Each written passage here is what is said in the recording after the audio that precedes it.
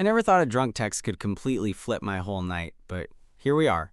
It was just past midnight on a Friday when my phone buzzed with that familiar ping, and I saw his name lighting up the screen. Now, normally, I wouldn't read a message from him this late, especially after knowing he had plans to hit the bars with his coworkers.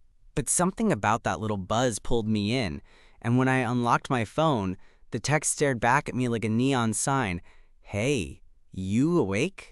I kinda need to see URN.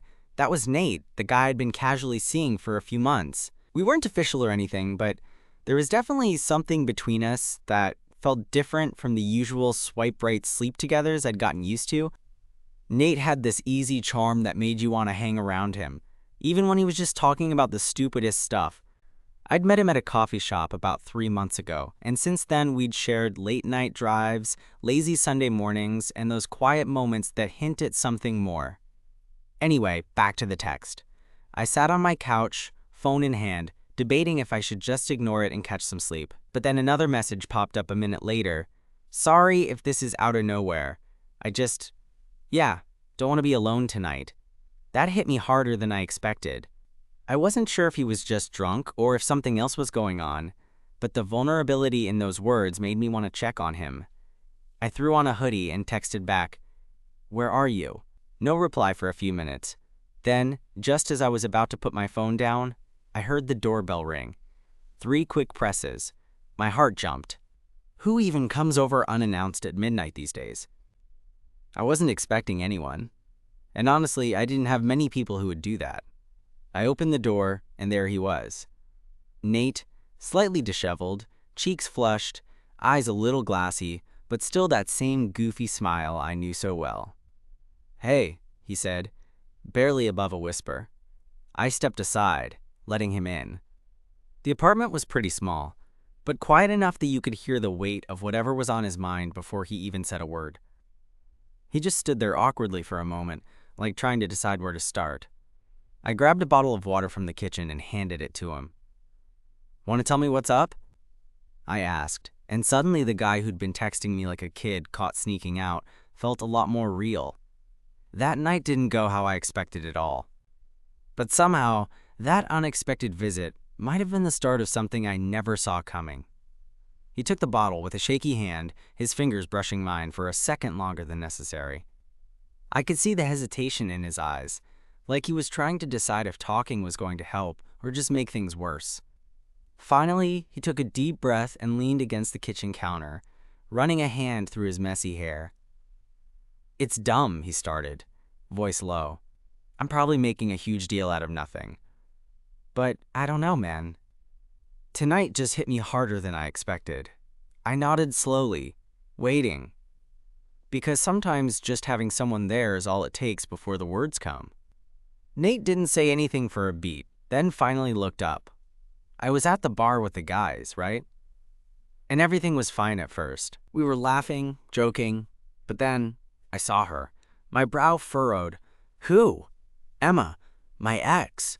He let the name drop like it was a lead weight. "She showed up with some new guy, looking happy, like she'd moved on already." He swallowed hard.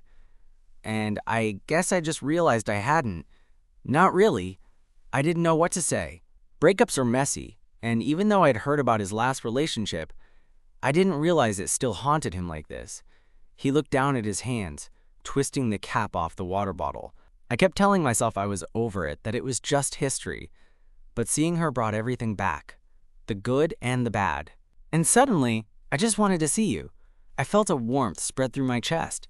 Him wanting to see me, especially when he was so vulnerable, meant more than I expected. But also, there was that gnawing feeling. Was he just looking for a rebound?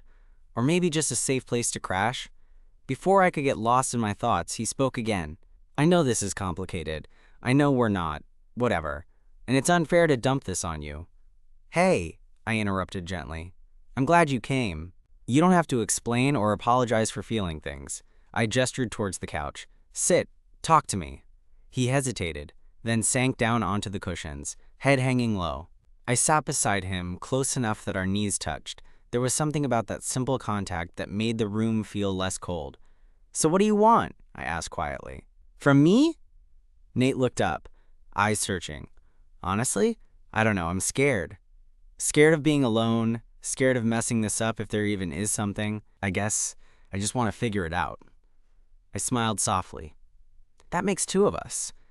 We sat there in silence for a moment, the quiet filled with more meaning than words. I reached over and nudged his shoulder playfully. You know, you could have just called me instead of randomly showing up at my door. He grinned, a little embarrassed. Yeah, well, I'm not great at calling. Clearly. I laughed and felt some of the tension break. Gradually, the conversation shifted away from the breakup and onto lighter stuff. Favorite movies, terrible bar drinks, stories from work.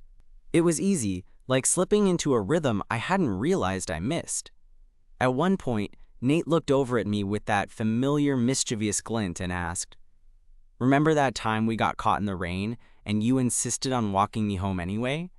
How could I forget? You were soaked, shivering, and still tried to act tough." I shook my head, smiling.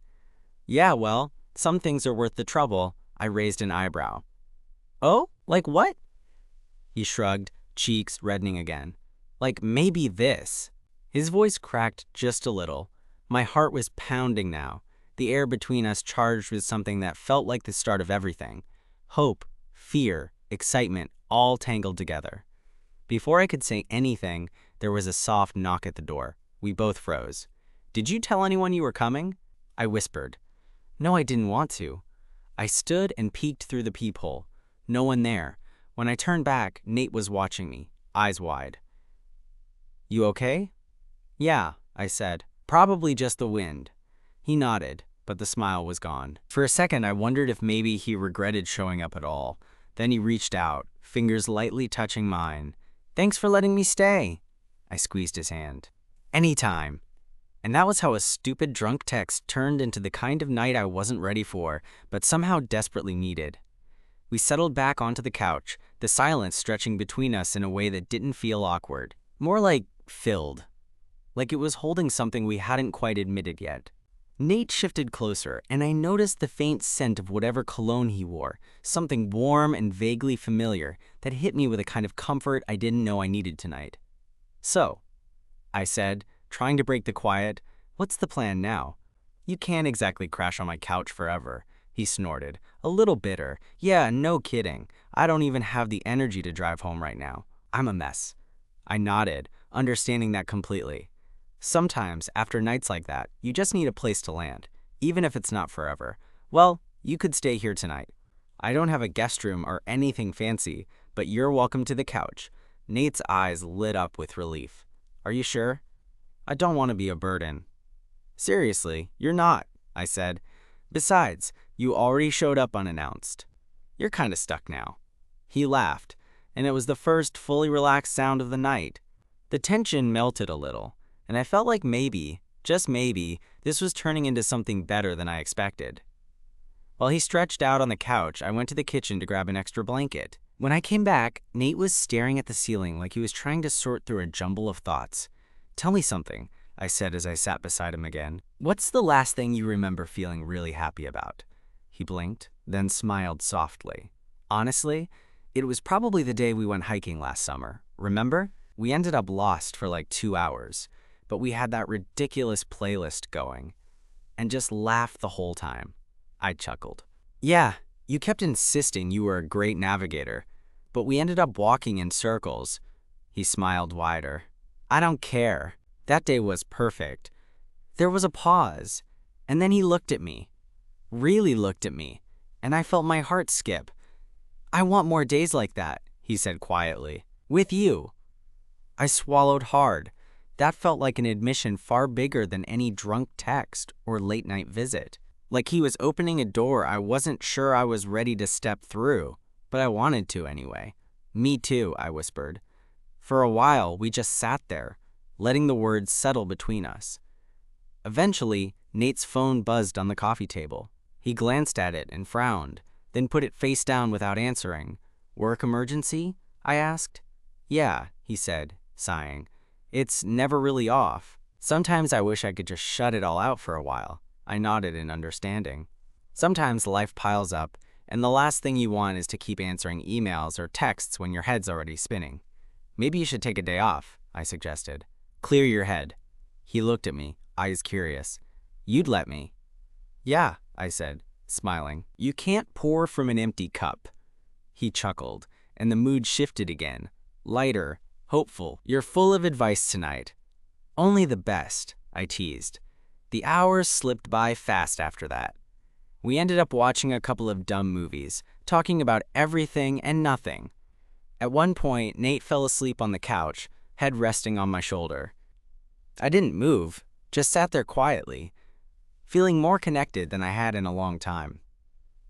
When I finally looked at the clock, it was almost 5 a.m. The sky outside was starting to lighten, and the city noise was waking up. I gently shook Nate awake. Hey, it's morning. He blinked, groggy but smiling. I'm sorry, didn't mean to crash like that. No apologies, I said softly. Rest was overdue. He stretched, then looked around the room as if seeing it for the first time. You live here alone? Yeah, well, with my plants and the occasional pizza delivery guy. He laughed, then his expression softened. Maybe I should move in. I raised an eyebrow. That fast? Why not? He shrugged. Feels like I've been waiting for something to change. Maybe this is it. There was something real in his eyes, that kind of hope mixed with vulnerability that made me want to take a leap too. Before I could respond, my phone buzzed again. Another message, this time from a different number. I frowned and glanced at Nate. Probably work, he said, already reaching for his phone, but I stopped him. Wait. What if it's not? Nate looked confused. I read the message. We need to talk. It's important. Nate's face drained of color. Who's that? I asked. He hesitated, then sighed. It's Emma. My heart sank a little, but I forced myself to stay calm. Do you want to talk to her? I asked. He looked at me, conflicted. I don't know. After tonight, I'm not sure what I want. I nodded. Whatever you decide, I'm here.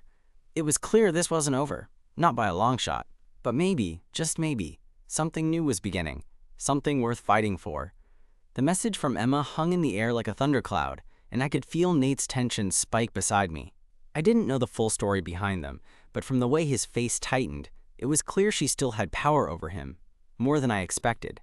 He stared at his phone, thumb hovering over the screen, like deciding whether to press send or delete was the most important choice in the world. Finally, he locked the phone and slid it onto the coffee table. I don't think I want to talk to her right now, Nate said quietly. Not after last night. I need time to figure out what I actually want without her voice in my head. I nodded, feeling a surge of protectiveness. Good call. You deserve to get some space. He looked at me, eyes searching like he was trying to read my thoughts.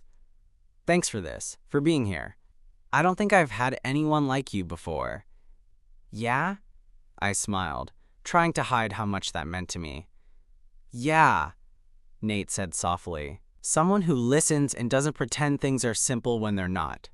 We sat there, the morning slowly seeping into the apartment, washing away the night's shadows. The city started to hum with life outside my window. Cars, distant sirens, the occasional shout from somewhere down the block. Inside, though, it felt like we'd carved out our own little bubble. After a while, Nate stretched and stood up, running a hand through his hair like he was shaking off the last bits of sleep. I should get going soon. Figure out the mess waiting for me. I stood too. Want me to walk you to your car? He hesitated, then nodded. Yeah, that sounds good. We stepped outside into the cool morning air, the sunlight making everything look softer. We walked slowly down the street, talking about nothing in particular. Favorite breakfast spots, cliches about how morning people were weird. It was normal, and that felt amazing. When we reached his car, Nate turned and looked at me like he wanted to say something serious but wasn't sure how. I waited. Look, he started. I don't want to rush into anything or make promises I can't keep, but I like where this might be going, with us. My heart was pounding because I felt the same way. Me too. He smiled, that goofy, genuine smile that got me every time. Maybe we take it one day at a time? I suggested. Definitely one day at a time. Nate agreed. We stood there awkwardly for a moment, neither of us wanting to be the one to say goodbye first. Finally, Nate reached out and brushed a stray lock of hair from my forehead. "Thanks for last night." "For being my person," he said. "You're welcome," I replied, feeling a warmth spread through me. He leaned in and kissed me softly. It was gentle but full of all the things we'd been holding back. The uncertainty, the hope, the promise of something new. When he pulled away, he smiled shyly. "I'll text you. Please do." He climbed into his car, and as he drove away, I stood on the sidewalk watching until he disappeared around the corner. Walking back to my apartment, I felt a strange mix of excitement and nervousness. This was new territory for both of us, and I wasn't sure where it would lead. But after last night, after everything, I knew one thing for sure. I wanted to find out. That night had started with a drunk text and a midnight visit, but it ended with something real. Something that felt like the beginning of a story neither of us knew how to write yet, but were willing to try. And honestly, that's all I ever wanted. The next few days felt like walking a tightrope. On one hand, there was this bubbling excitement every time my phone buzzed with a message from Nate. On the other, the reality of his messy past, Emma, his ex, loomed like a storm cloud just on the horizon. I kept telling myself to take it slow, but damn, that was easier said than done. We'd settled into a kind of rhythm, texting throughout the day, grabbing coffee after work, and stealing moments whenever we could. Nothing official, but maybe something more than we'd both expected. One Thursday evening, Nate invited me over to his place. I didn't know much about where he lived, just that it was a small apartment not too far from mine. When I got there, he opened the door with that same shy smile I'd come to love. "Hey," he said, stepping aside for me to come in. His place was cozy, a little cluttered but warm, books stacked on every surface, a few plants that looked like they'd survived some tender, loving care, and photos pinned to a corkboard, group shots with friends, some candid ones of him laughing, and, tucked in the corner, a faded Polaroid of him and Emma. I noticed the photo but said nothing. For now, we settled on the couch, a movie queued up but mostly ignored as we talked about everything and nothing. His hand found mine, fingers intertwining naturally. It felt like home. Then, like a shadow creeping in, Nate's phone buzzed on the coffee table. He glanced at it, his expression tightening. "It's her again," he muttered. I could see the hesitation war raging inside him. He stared at the screen, then locked the phone without replying. "Want to talk about it?" I asked softly. He sighed. "It's complicated. She wants to meet. Says it's important." I nodded, wanting to support him, but also feeling a prick of jealousy I didn't expect. "Do you want to see her?" I asked. He looked at me, vulnerable. "I don't know. Part of me feels like I should, for closure maybe, but another part wants to protect what we're building here." I reached out, resting my hand over his. "Whatever you decide, I'm here. No pressure." He smiled, the first genuine one in a while. "Thanks."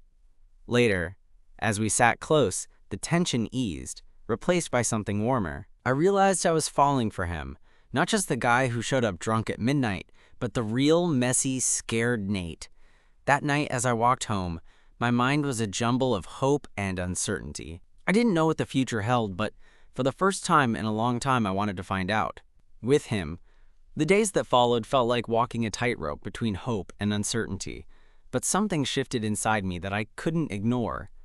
Nate and I had been careful, taking small steps, but every time we crossed paths, there was this quiet electricity that made it impossible to pretend it was just casual. I found myself looking forward to the texts, the quick conversations, the way his smile seemed to warm the whole room. One Saturday afternoon, I got a message from him that was different, less casual, but not exactly a big deal either. It said simply, "Want to go for a walk? Need to clear my head." I didn't hesitate. "Yeah, I'm in." We met up at the park near my place, the kind of spot where the city noise faded and the trees made everything feel softer. Nate was already there when I arrived, hands shoved deep in his jacket pockets, staring up at the overcast sky. "Thanks for coming," he said, voice low. "No problem," I said, falling into step beside him. We walked in silence for a bit, the crunch of leaves and distant laughter from other people around us filling the air. Then Nate stopped and turned to face me. "I've been thinking a lot about everything," he said. "About Emma, about us, about what I want. And it's messy. Like, more than I thought." I nodded. "Relationships are rarely neat, man." He chuckled, but it was tinged with something sad. "Yeah, well, mine seems like a whole soap opera." I smiled. "You're a good guy. You deserve better than drama." He looked at me, eyes searching. "Thanks. That means more than I can say." There was a beat of quiet, and then he asked, "Can I be honest with you?" "Always. I'm scared. Of messing this up, of getting hurt again. But more than that, I'm scared of missing out on something good because I'm too afraid to try." My heart hammered. "I get that. Do you think we can do this? I mean, really do this without all the bullshit?" I reached out, taking his hand. "I want to try, with you." He smiled, a real smile that reached his eyes, and squeezed my hand back. We kept walking, the world around us blurring into the background as we talked about hopes, fears, and what we wanted, not just from each other, but from life. It wasn't perfect, and it wasn't easy, but it was real. That night, back at my place, Nate leaned against the door frame, looking hesitant. "Can I stay here tonight?" "Just for a bit." I didn't even hesitate. "Yeah, always." He stepped inside, and as he settled on the couch beside me, I realized something. Sometimes, love doesn't come with fireworks or grand gestures. Sometimes, it's found in the quiet moments, the hand-holding, the late-night talks, the willingness to be vulnerable. And maybe, just maybe, that's enough to start something worth holding on to. We settled into the kind of easy silence that only builds between two people who feel like they belong, even if it's just for a moment. Nate leaned back, eyes half closed, the stress I'd seen on his face slowly melting away. I wanted to bottle that feeling, like the world had paused, and it was just the two of us, far from the noise and mess outside. After a while, he opened his eyes and looked at me. "You know, I didn't think I'd ever get to this point again, not feeling so guarded." I smiled softly. "It's a good place to be." "Yeah, but it's scary too. Letting someone in means you can get hurt. I guess I'm just done running from that." I nodded, understanding all too well. Taking the risk is part of the deal, though. And sometimes it's worth it. He chuckled quietly. "You sound like a motivational speaker." I laughed. "Maybe I should be." We talked for hours, sharing stories about our childhoods, embarrassing moments at work, the music that shaped us. It felt like we were peeling back layers we hadn't shown anyone else. By the time we finally stopped talking, it was well past 3 a.m., and the sky outside was a deep shade of blue, hinting at dawn. Nate yawned and stretched. "I should probably get some sleep." I nodded. "You're welcome to stay here tonight. The couch is all yours." He hesitated, then shook his head. "I don't want to be a bother." "You're not," I insisted. "Come on, it's late." He finally relented and settled in, and I could tell he was already drifting off. I watched him for a moment, the way his chest rose and fell with each breath, the small crease of his brow relaxing, and felt something inside me settle too. Maybe it was hope. Maybe it was something more. The next morning, I woke up to the soft light filtering through the blinds and the faint sound of Nate moving around the kitchen. I got up and found him making coffee, looking a little more awake, but still carrying the weight of the nights before. "Morning," I said, rubbing the sleep from my eyes. He smiled. "Morning. Thanks for letting me crash." "No problem. Glad you stayed." We sat down at my small kitchen table, sipping the coffee in comfortable silence. Then Nate sighed, setting his cup down. "I've been thinking about Emma," he said carefully. I waited. This was the conversation I knew was coming eventually. I realized I needed to talk to her, not to get back together or anything, but to close the chapter properly. I owe that to myself. "That makes sense," I said. "Closure can be important." "Yeah, but it's scary. I don't know what I'll find out or how I'll feel afterward." I reached across the table and squeezed his hand. "Whatever happens, you won't be alone."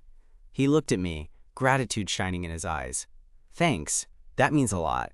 We spent the rest of the day together, running errands, grabbing lunch, and just being around each other. It felt normal, Good normal, and I found myself smiling more than I had in weeks. That night, Nate told me he was going to meet Emma the next day. "I want you to know," he said. "No matter what happens, I want to see where this goes. With you." My heart swelled. Me too. We kissed then, slow, meaningful, like we were promising each other something without words. The next day, I didn't hear from him for hours, and I was halfway through convincing myself to call before his message finally came through. It went okay. Hard, but okay. I replied immediately. "I'm here if you want to talk." He called a few minutes later. His voice was tired but steady. We talked. Things are complicated, but I feel lighter, like I can finally move forward. I smiled into the phone. "I'm proud of you." "Thanks, and I want to try this. With you. For real." My chest tightened in the best way possible. Me too. From that day on, things felt different. Not perfect, but honest. We started making plans, talking about the future in small ways, and slowly building something that felt like home. Looking back, it's crazy to think it all began with a drunk text and a knock on my door. But sometimes, the most unexpected moments lead to the most meaningful beginnings. Months passed, and with every day, Nate and I found ourselves growing closer, not through grand gestures or sweeping declarations, but in the quiet moments that made us feel like we truly belonged. The fears and doubts didn't disappear overnight, but they became smaller, manageable, because we faced them together. One evening, we were sitting on my worn-out couch, sharing a takeout dinner, and talking about something silly. I can't even remember what, but Nate suddenly reached over and took my hand. His fingers were warm, familiar, and that simple touch was like a silent promise. "Do you ever think about how we got here?" he asked, eyes fixed on mine. I smiled, remembering that first drunk text, the midnight knock on my door, all the awkwardness and vulnerability that followed. All the time. It's crazy, right? How something so random turned into this. He nodded slowly. I was scared back then, of being alone, of messing things up. But I'm not scared anymore. Not when I'm with you. I felt my throat tighten, the weight of everything we'd been through settling into something real and steady inside me. Me neither.